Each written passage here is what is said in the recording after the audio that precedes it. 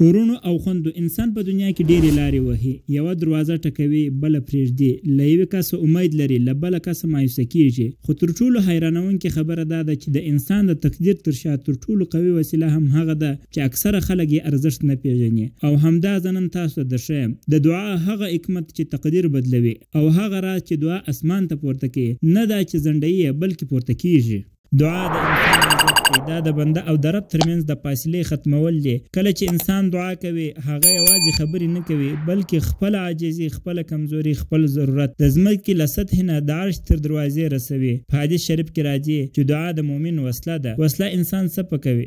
ځان په ساتي، ډال یې جوړوي، دشمن شاته کوي او احوال بدلوي. ډېر خلک وایي زه دعا کوم نتیجه یې نه راځي، خو حقیقت دا دی چې د دعا هدف یوازې نتیجه نه ده. دعا داسې نه ده لکه د بازار معاملې چې پیسې در کوم په بدل کې به یې مال راکوي. دعا یو روح لري، لکه بدن چې روح لري، دعا هم دغسې روح لري. بغیر له روحه بدن ارزښت نه لري، همدغسې بغیر له روحه دعا هم ارزښت نه لري. هغه دعا چې په فضا کې ورکه سي، هغه د زړه په غفلت کې ورکېږي، او هغه دعا چې قبلېږي، هغه د زړه په حضور سره قبلېږي. دعا هغه وخت قوت اخلي کله چې درې حالتونه پکې یوځای سي. لومړی د نیت صفاتوب، یعنې انسان په دعا کې د دنیا، کینه، حسد او شهرت خیال نه لري. دعا باید پاکه وي. دویم د زړه حضور، دعا هغه وخت قوت پیدا کوي کله چې زړه دعا کوي، نه یوازې ژبه. دریم یقین، دا د دعا ریښې دي. یقین بې دعا ژوندی دی، خو دعا بې یقینه مړه ده. کله چې انسان یقین ولري چې زما رب اوري او زما رب پر هر څه باندې قادر دی، نو د دعا زور د تقدیر لیک بدلوي. قبوله دعا داسې نه ده چې یوازې نتیجه ژر راسي. قبوله دعا یو حالت دی، یو علامه ده، یو روحاني پیغام دی. لومړی نښه د زړه روښانتیا ده. کله چې دعا قبلېږي، زړه روښانه سي، سکون راسي، د نفس توپان خاموش سي.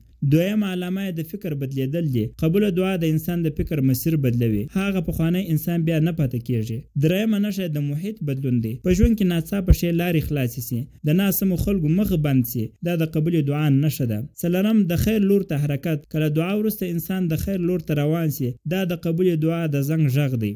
دا نښې هغه وخت ژوندی کېږي کله چې انسان په دعا کې درې خبرې خپلې کړي. لومړی عاجزي، ځان د الله محتاج وګڼي. دویم اخلاص، دعا یوازې د الله لپاره وکړي. دریم ثبات، دعا پرې نږدې ولو که وځنډېږي. ځنډ د رد معنا نه لري، ځنډ د حکمت علامه ده. نن چې دا خبرې زړه ته لوېدلې وي، نو پوه سه چې دا پیغام ستا د ژوند یو برخه وه. الله د انسان زړه د اړتیا له مخه بیداروي. که نن چې زړه ښورېدلی وي، نو الله غواړي چې ته یو قدم واخلي او ستا دعا قبوله کړي. او که نه وي ښورېدلی، نو دروازه ټکوه، بیا یې ټکوه، تر هغه چې زړه دې د دعا د قبولیت پر لار روښانه سي. ځکه د دعا دروازه یوازینۍ هغه دروازه ده چې د اړتیا، د محرومیت، د عاجزۍ او د امید په مخ تل خلاصوي. نو دا وه زموږ د نن ورځې ویډیو. که ویډیو درته ګټوره تمامه سوې، د نور ملګرو سره شریکه کړه، چینل سبسکرایب کړه. تر بلې ویډیو پورې مې په لوی رب سپارم. وما علینا الا البلاغ.